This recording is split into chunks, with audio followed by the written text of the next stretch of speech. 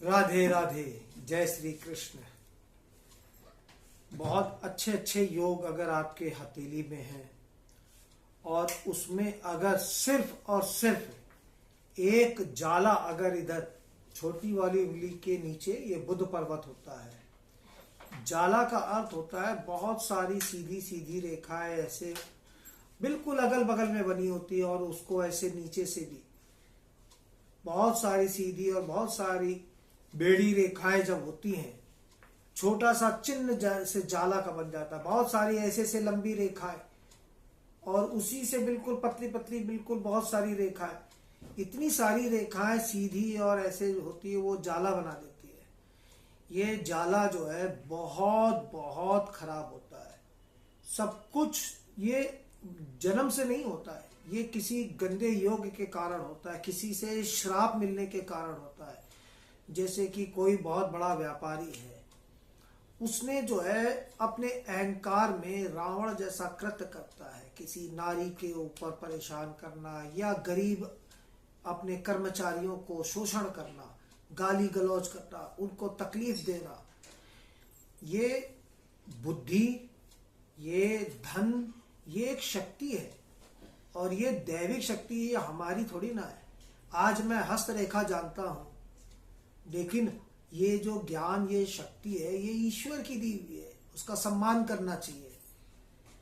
धन भी एक बहुत बड़ी शक्ति है, बुद्धि भी शक्ति है कि आपने एक बहुत बड़ा व्यापार खड़ा कर दिया, आपने जो है ना खूब सारा धन कमा लिया। इसका मतलब ये नहीं कि जो गरीब लोग आपके यहाँ नौकरी करते हैं उनका आप शोषण करें, बल्कि आपको प्रभु का हाथ बटाना चाहिए, क्योंकि प्रभु तो सबकी मदद करते हैं आपको। बल्कि उल्टा, जब इतनी दौलत है लेके तो जा नहीं सकते, तो जब कोई व्यक्ति शोषण करने लगता है तो उसको श्राप मिलता है। नारी का शोषण करना और लोगों का शोषण करना, जरा जरा बात में उन लोगों के पैसे काट लेना। आप किसी के 100-200 रुपए काटने से कोई और बहुत करोड़पति नहीं बन जाते, लेकिन ये अहंकार आपको ये जाला प्रोवाइड कर देता है, जो सब कुछ बिक जाता है। ना फैक्ट्री रहती, ना घर रहता, ना मकान रहता, सब बिक जाता है।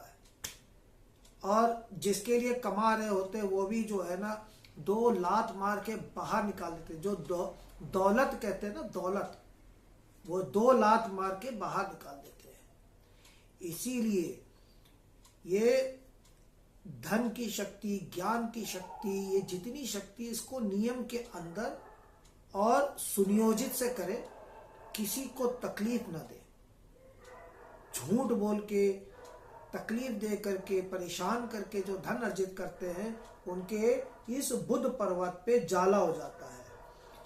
और कुछ लोग जन्म से ही बहुत गरीब होते हैं, उनके जो नाखून होते हैं, ये नाखून को अगर आप देखेंगे, ये हथेली में नाखून अगर ऐसे उठा है तो ये आदमी जीवन भर तरक्की करता चला जाता है।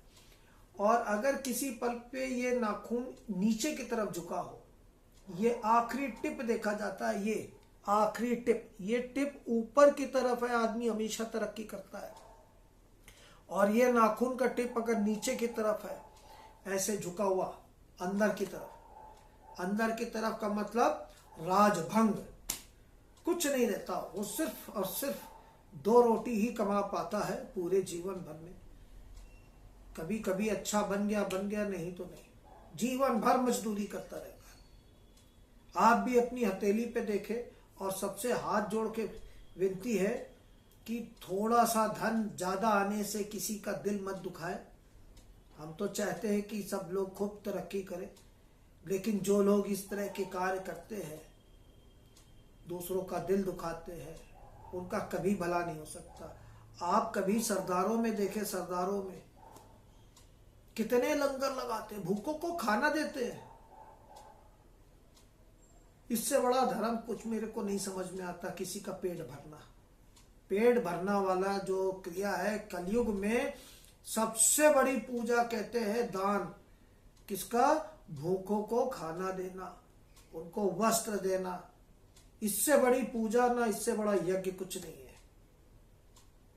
और जो लोग उल्टा उनके मुंह से निवाला छीनने की कोशिश करते हैं अपनी ताकत के बल पे, उनका सर्वनाश है, सत्यानाश है। ये जाला उन्हीं के बनता है और किसी के नहीं बनता है। बहुत बड़ा गंदा योग होता है, सबसे गंदा योग होता है, श्राप है, इसको श्रापित कहते हैं, श्रापित योग।